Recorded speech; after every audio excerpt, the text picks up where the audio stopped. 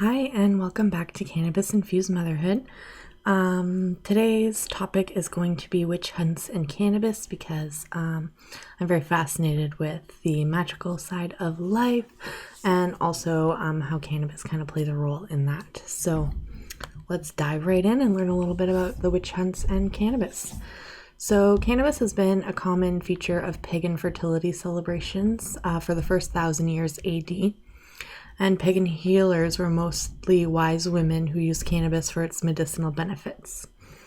So many of those healers were also midwives and would often give mothers cannabis to relieve their labor pain. So it was used during childbirth to help the mothers cope with the pain and things like that.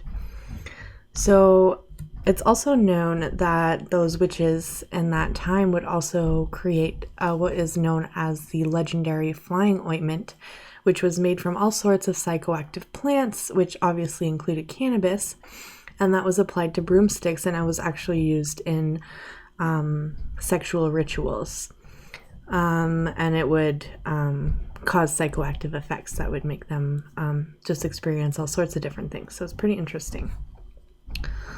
In those times, the Black Death in Europe was happening, and that killed nearly 25 million people in a terrible epidemic. So the plague was considered totally incurable by priests and faith healers and Christians, and the victims of the Black Death would usually die within 3 days after suffering unbelievable pain.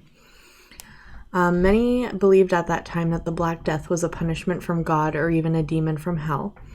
But the pagan healers were actually able to combat this and other diseases with an ointment that was very, very similar to the flying ointment I mentioned a couple seconds ago. So at that time, this really, really displeased the priests and people of the church and even physicians of that time. And the testimony of the male doctors was used against many accused women. And they accused the witches and healer women for bringing the Black Death. So they were actually helping cure this terrible sickness, but they were being blamed for causing the sickness. So rumors spread quickly that these women intentionally infected Europe to undermine and destroy Christian kingdoms. So when all they were doing was actually trying to help people and cure them and give them some pain relief and peace throughout their disease. In 1484, Pope Vincent VIII at first would not admit that witches actually existed. And as all this was happening, he suddenly changed his mind and put it out in the world that they did in fact exist and that they were to be prosecuted, tortured, and killed. So he made it well known that the witches included midwives and herbalists, and he condemned cannabis and called the herb an unholy sacrament of satanic masses and completely banned the use of it.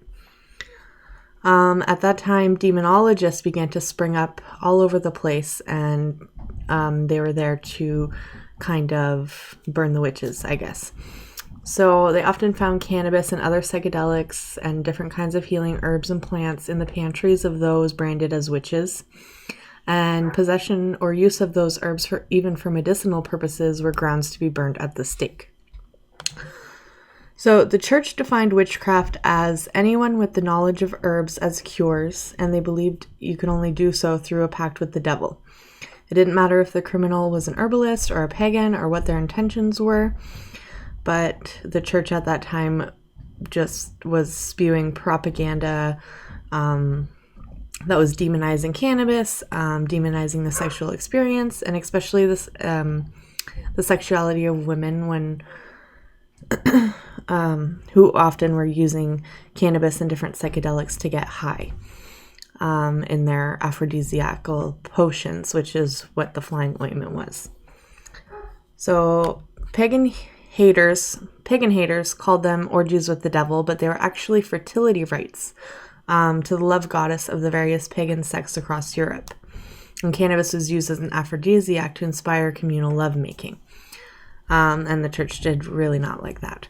So basically, the brutal murders of these wise healing women was the Catholic Church guarding its monopoly on healing and spewing hateful propaganda against those women. In today's times, things are pretty similar to that, except it's the pharmaceutical companies who are spewing propaganda because they want to monopolize on healing, just like those Christians who were Catholics who were part of the church at that time, the priests and things like that. So they are the ones who are now trying to monopolize on any healing modalities, which is often very man-made, chemical-based medicine, which often comes with a bunch of different side effects that are much more often than not worse than the symptoms that they're trying to fix with the medications. So they also like to put down any natural cures, natural herbs, especially psychedelics like mushrooms, cannabis, anything like that, that is kind of becoming more and more known for its healing properties, and that is not as bad as we were led to believe, because the ones that are giving us this information are the ones who are losing money because we can find these things growing out of the ground, and it's hard to, put a patent on that. So I just wanted to give a brief history of cannabis and witch hunts. I apologize for any background noise. I just kind of snuck away to try and do a video, and I hear my dog barking outside. So I apologize if that's distracting in any way. But anyways, if you're interested in cannabis, spirituality, and healing, this is the channel for you, because that is what I'm all about. I love sharing and learning all sorts of different things when it comes to cannabis, the history of it, the magic of it, and all that awesome stuff. I also like to do tutorial videos on this channel, so making your own cannabis butter, your own cannabis coconut oil, tinctures, things like that. I have all sorts of videos already uploaded, so go ahead and check out the rest of my channel. Hit the subscribe button if you enjoy what you see, and I will catch you on the next one. Bye!